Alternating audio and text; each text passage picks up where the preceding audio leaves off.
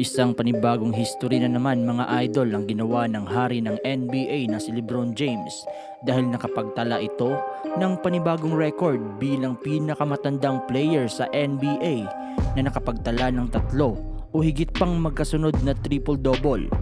Nakamit ni LeBron James mga idol ang pang-4 na triple-double niya sa laro kontra sa San Antonio Spurs. Nagtala siya ng 15 points, 16 rebounds at 12 assists. First time din sa career ni LeBron mga idol na makapagtala siya ng 4 na magkasunod na triple-double. Naging mabagal man ang umpisa ng 2024-2025 season ni LeBron mga idol ay bumabawi na ito para sa purple and gold.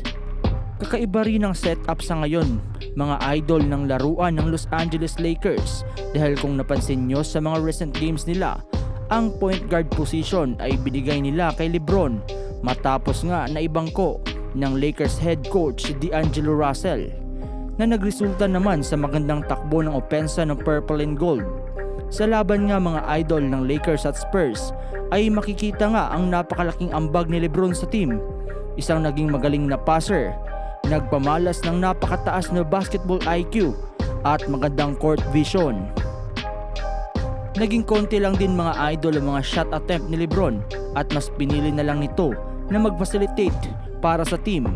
Kahit na mayroon itong 6 out of 12 sa field ay hindi ito iniisip na umiscore, subalit mas pinili nitong tulungan ng team sa kakaibang paraan na nagdulot ng magandang outcome laban sa koponan ng alien na si Victor Wembanyama. Naging magandang combination nga mga idol ang pagiging facilitator ni LeBron o pagiging point guard nito para mas gumanda ang ikot ng bola ng purple and gold, habang si Anthony Davis naman ang nag-take over para sa scoring ng team.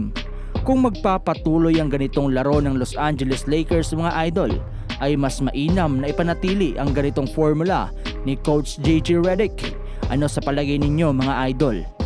Naging maganda naman mga idol ang tapatan sa pagitan ng veteran center Anthony Davis at ang batang alien na si Victor Wembanyama sa unang paghaharap ng dalawang mamaw mga idol.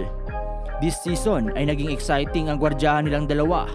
Nagtala si AD ng 40 points, 12 rebounds, 2 assists, 1 steal at 2 blocks, habang si Wembanyama naman mga idol ay nagtala ng 28 points, 14 rebounds at 5 assists. May 1 steal at 2 blocks din ang bata.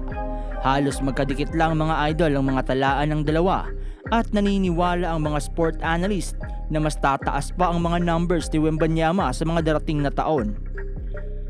Tuwang-tuwa naman si Anthony Davis mga idol sa matchup nila ni Wembanyama.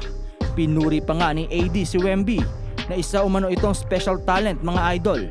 Isang 7'4" na kayang pumukol ng basket from behind the arc. Kayang maglaro sa ilalim at impressive din ang court vision.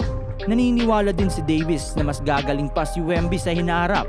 Pero sa ngayon, natutuwa umano si Davis sa tuwing nagkakalaban niya sa court si Wembanyama dahil nga sa mahirap ito at challenging. Anong masasabi nyo sa bagay na ito mga idol?